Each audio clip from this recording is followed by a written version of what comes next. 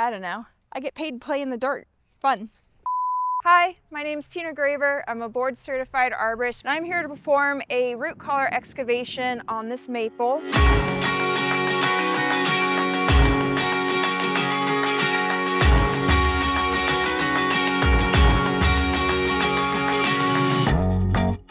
I get this a lot where people are very concerned about their trees failing. The most catastrophic tree failures we see is when the whole tree falls over.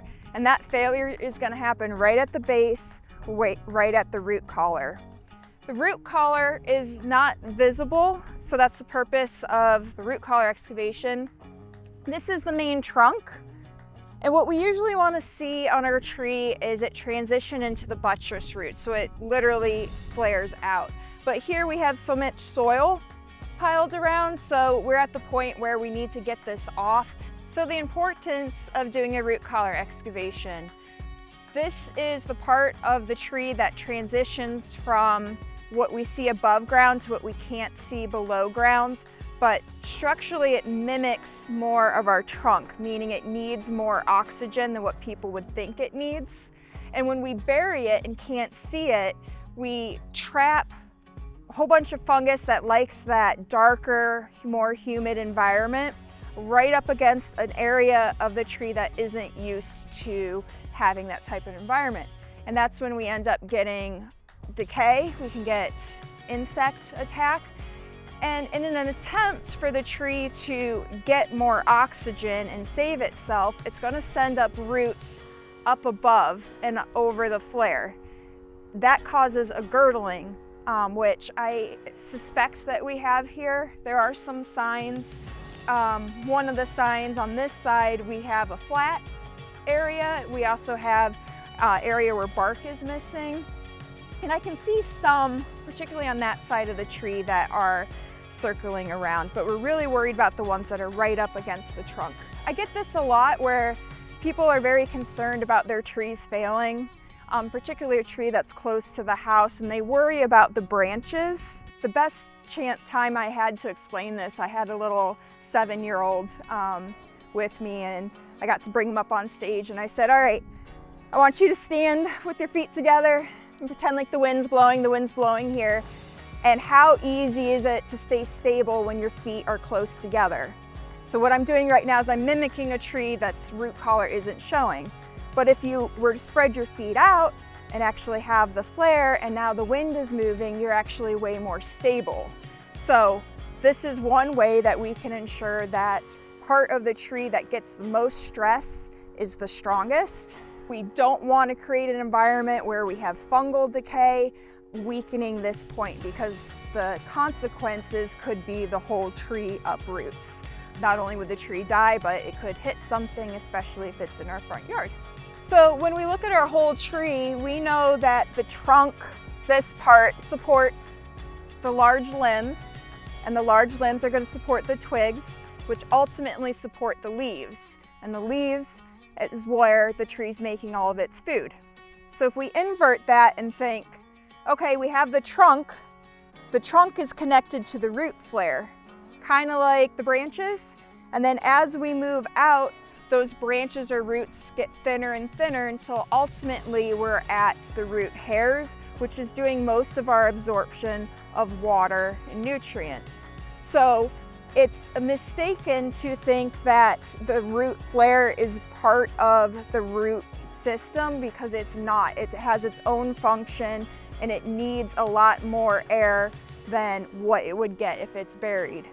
Trying to fix this and get hard compacted dirt and turf off of an area that's very sensitive. We don't want to just take a shovel and start digging, because one, we don't know what we're going to find or what kind of roots are under that.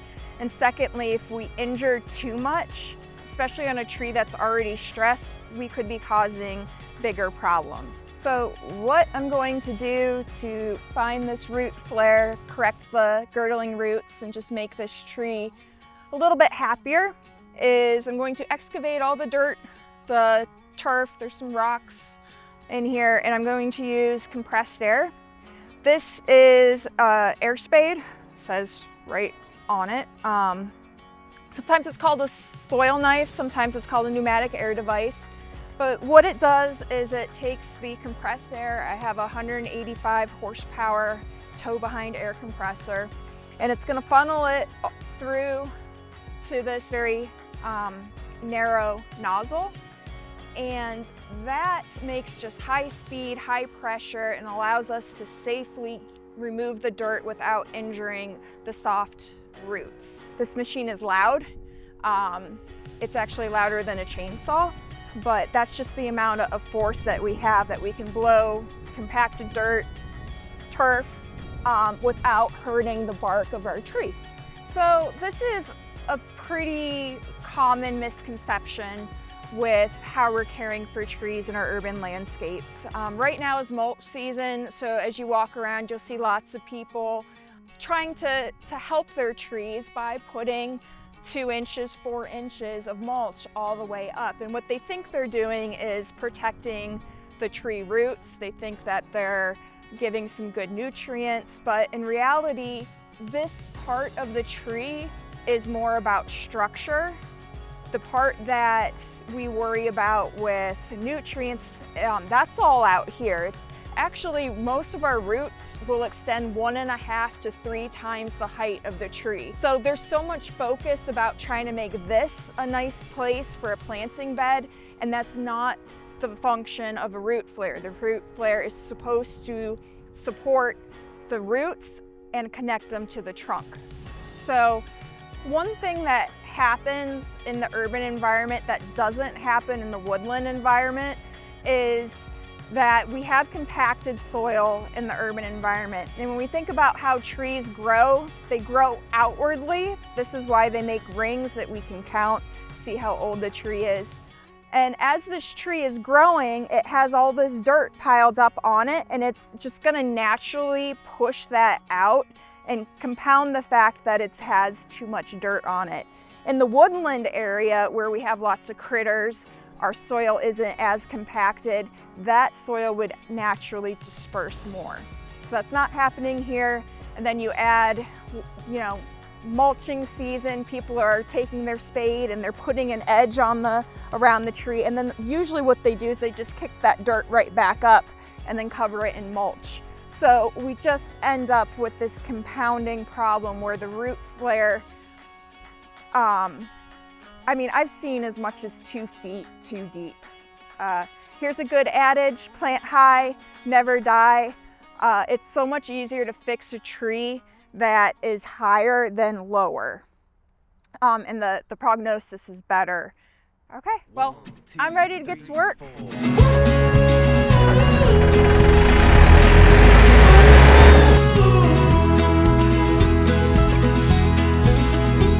Historically, I've been reckless with my heart out on my sleeve instead of buried in my chest. Time to wait.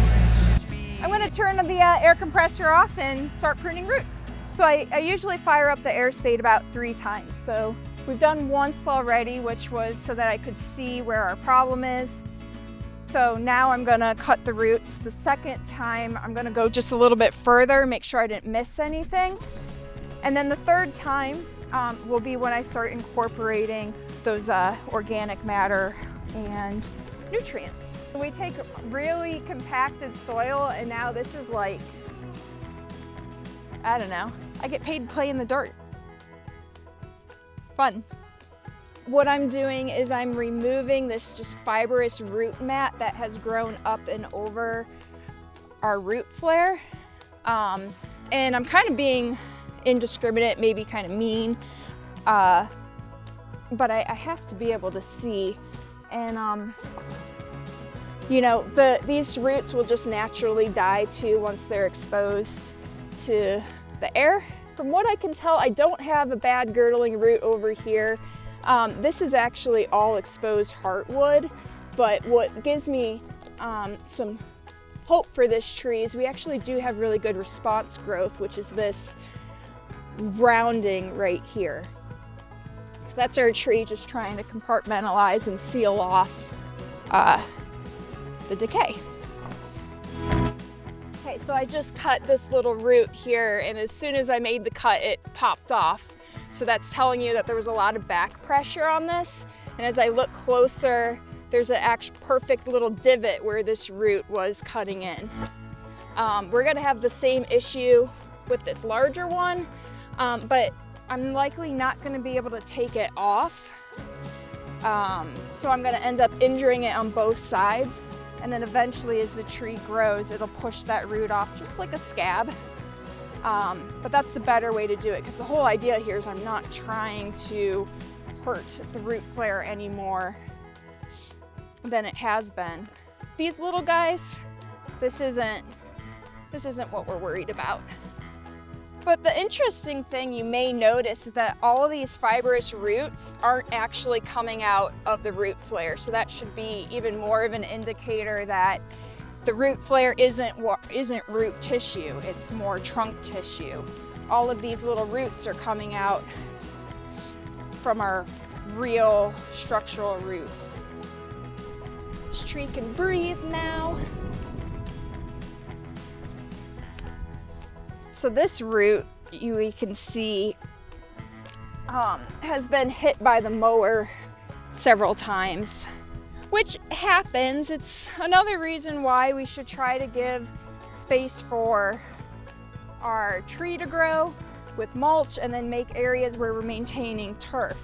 Trees and turf do not go together. They're different down to the biology in the soil.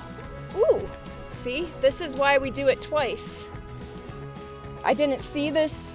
We have another girdling root, which I suspected we had it on this side, and I was actually surprised when I started that I wasn't seeing it. But yeah, we have a pretty bad one right here.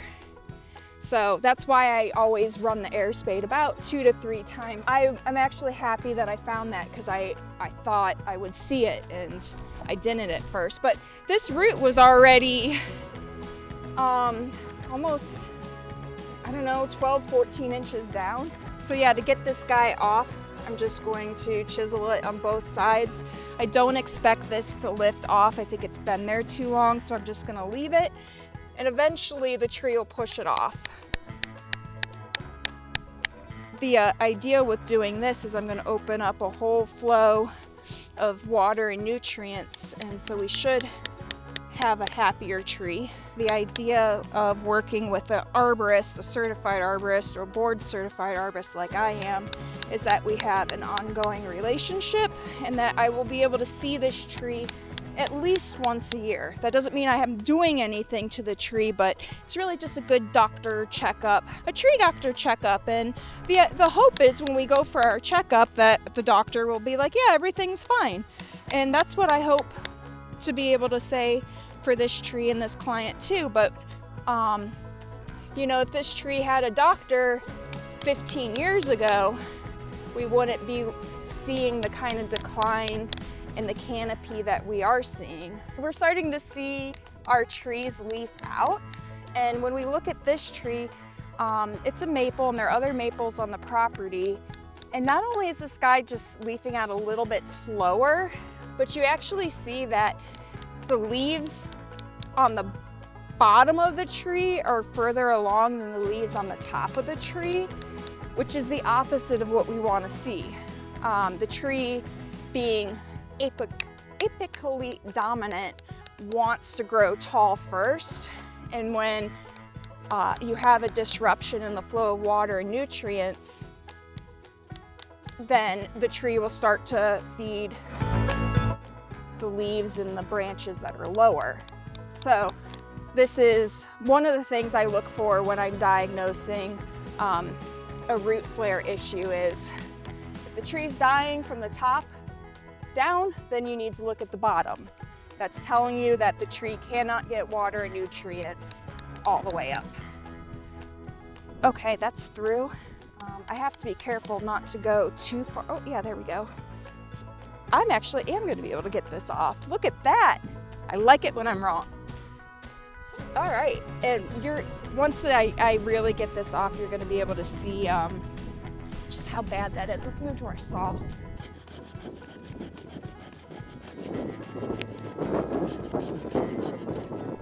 Yay! They're complete with bugs underneath it. That's good. Sarcasm.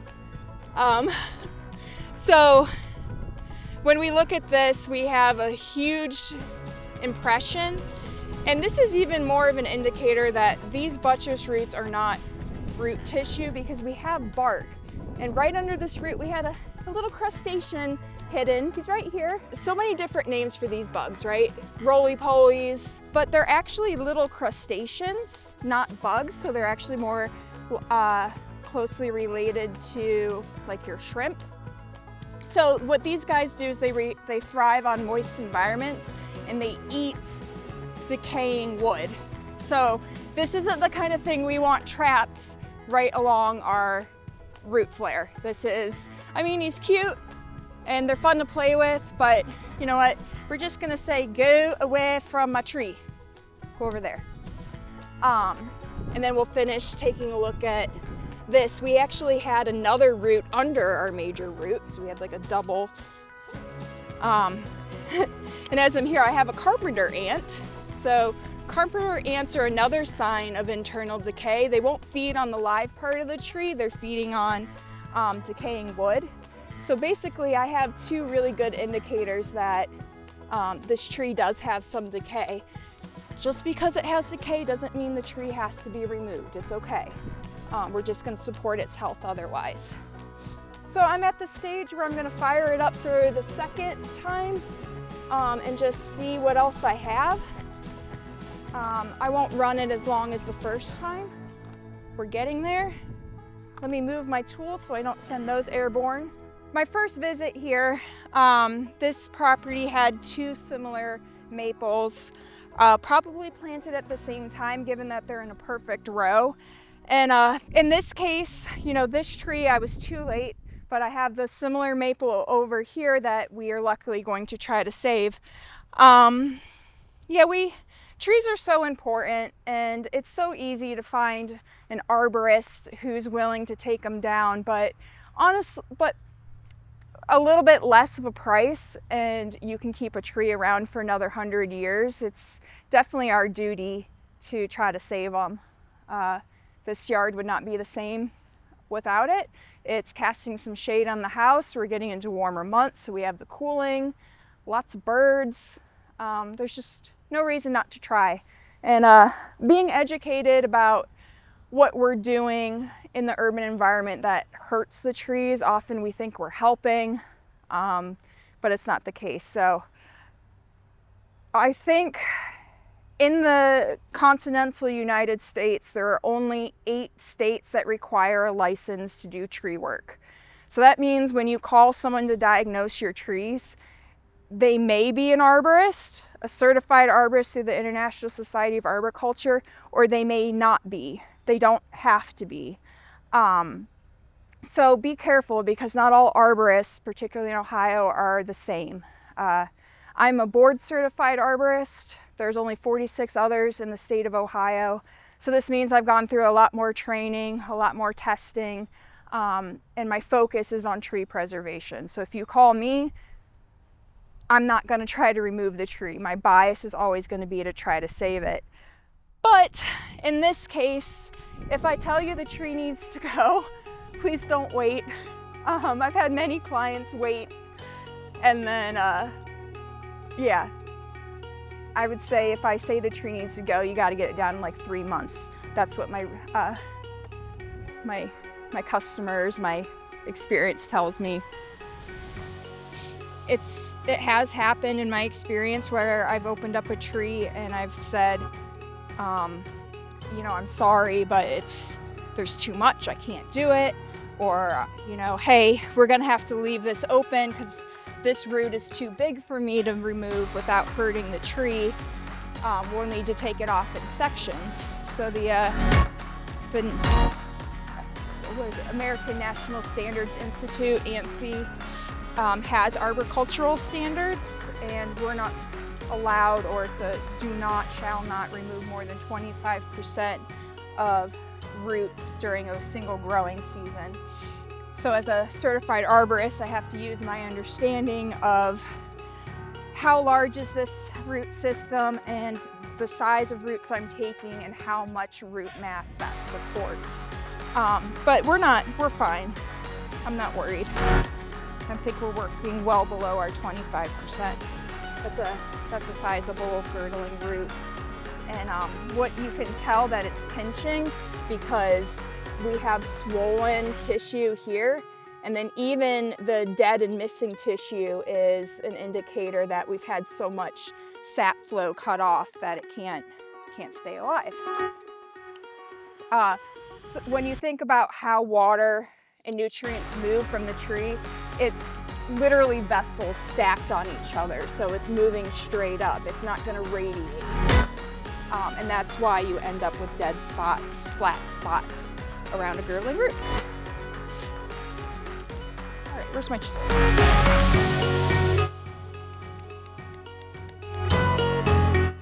Oh, yeah, it's gonna, oh, yep, there, good, we got it off. Look at that divot. That's exactly what a girdling root does and why it's so bad. So now we've effectively restored the flow of nutrients from this buttress root up. So important. There you go, little tree. Feels much better now. We don't want that because we don't want decay trapped in there. So whenever I hear a pop as I cut a root, that is a good thing because that is the pressure of the girdling root being released from the buttress root. So that's an indicator to me that I'm doing the right thing and we're saving a tree. It's also an indicator that I got to it before it was too late because the pressure was there, it was building, but it didn't actually girdle yet. I think it's too big. I think this would put us over budget on our root mass. Like, I'll remove a root that's 2 inches and less without thinking, typically. Like, I have no problem with that, but by the time we get above 2 inches, and this guy's looking closer to 4 inches, I start to get nervous. So this is one where I would advise my client, like, hey, I made a lot of progress, but I believe I'm at the 25% and I don't want to cause more harm. And so we'll just have to come back and chisel this root later. But I got enough of the rest of the tree open that we'll be okay. So I would recommend that we do this chisel in here probably either next spring or next fall. But this is a huge root, so it's actually going across probably close to a quarter of the tree, and you can kind of tell that this side of the tree goes flat, which is a big indicator of what would be underground, and it's this root here.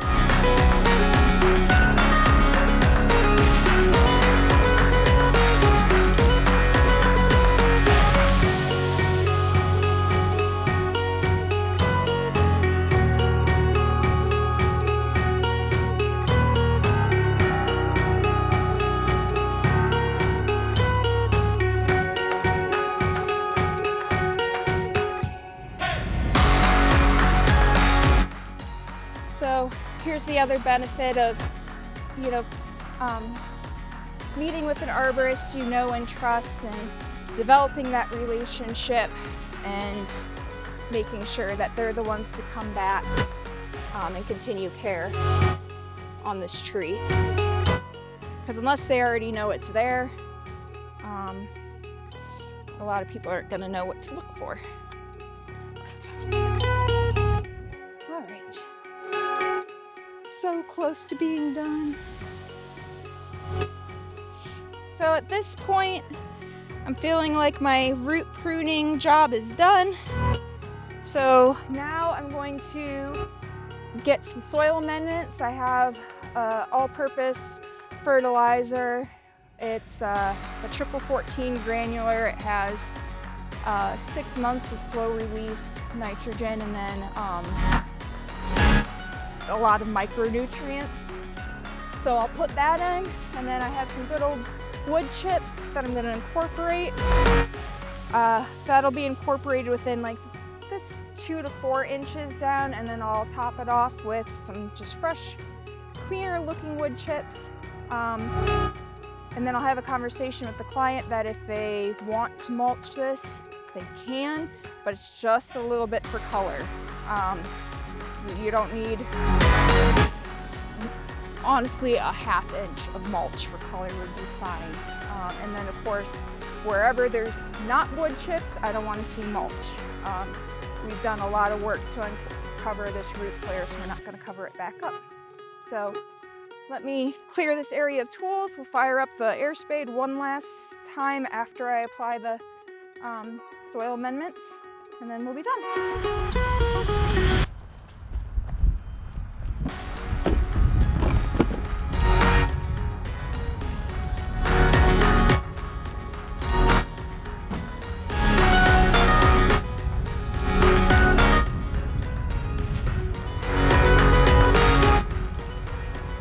So I'm going to take a minute to talk about wood chips. So a lot of people will not or be hesitant to use wood chips because they have heard that wood chips steal nutrients from the soil. And that's actually true, that when you first put down wood chips, they will be colonized by bacteria and fungus. And those bacteria and fungus are going to need a kickstart of nitrogen in order to start the biochemical processes of breaking the wood chips down. So they're not wrong, but one way we're going to get around that is I'm going to put synthetic nitrogen and kickstart my bacteria and fungus for it. And then as those bacteria colonize and break it down, now they're releasing all of the nutrients and the carbon from the wood chips. Now don't be fooled, this is commercial stuff. So it might not look like I'm doing a lot, but I'm really just trying to feed the wood chips. Some will go to the tree too. The reason I put the chips in the fertilizer in and then did my last one is because I'm tilling it in through the soil profile. So this is getting incorporated about 6 inches down. So most of our roots are all going to be in that top foot. So I'm making just a really nice bed and lots of nutrients and air around the tree. Back at it. Run, run, run. All right, so now I'm pretty much just gonna be cleaning up.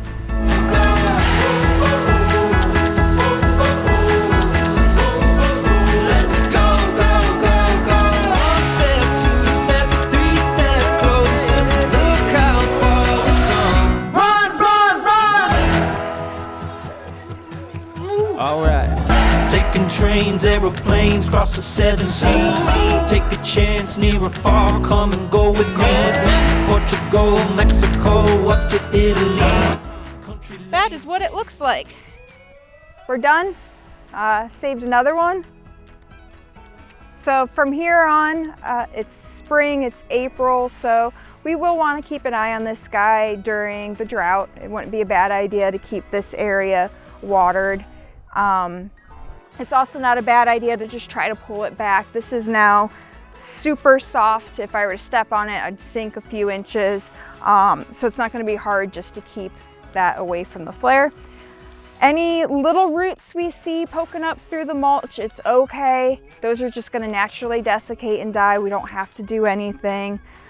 We do have a follow-up root on this tree. We know that we saw one that's about 4 inches and causing a conflict. So we'll want to be back here probably next fall and just chisel. It'll take me about 10 minutes to do, not a big deal. Any weeds that pop up through the mulch, do not use an herbicide to control them.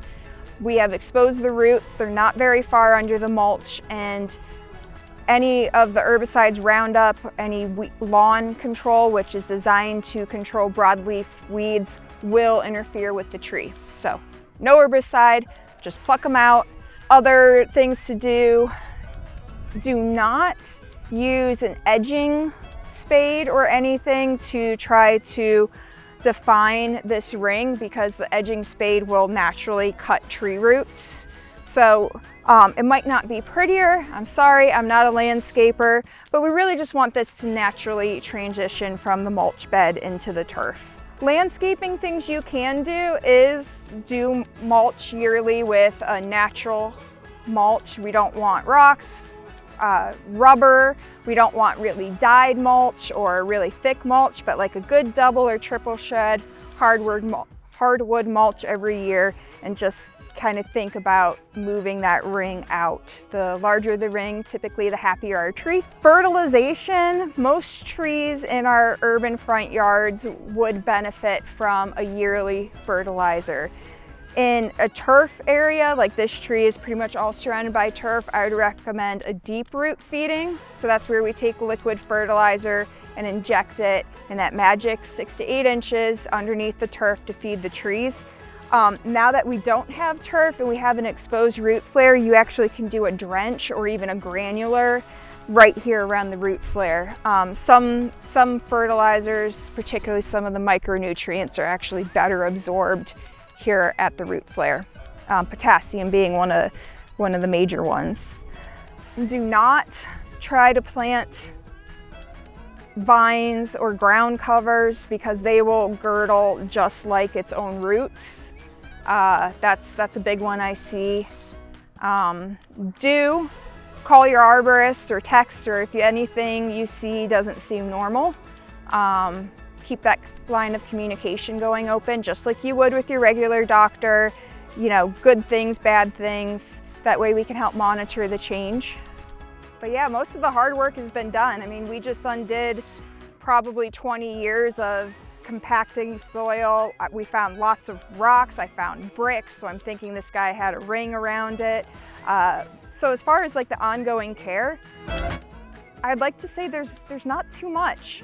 We've done the hard work. Just try not to recreate the same situation that got us here to begin with. So turf care, typically you want to be mowing at a 3-inch height, and not only is that really good for the turf, but it also will make sure that we don't interfere with any of the surface roots.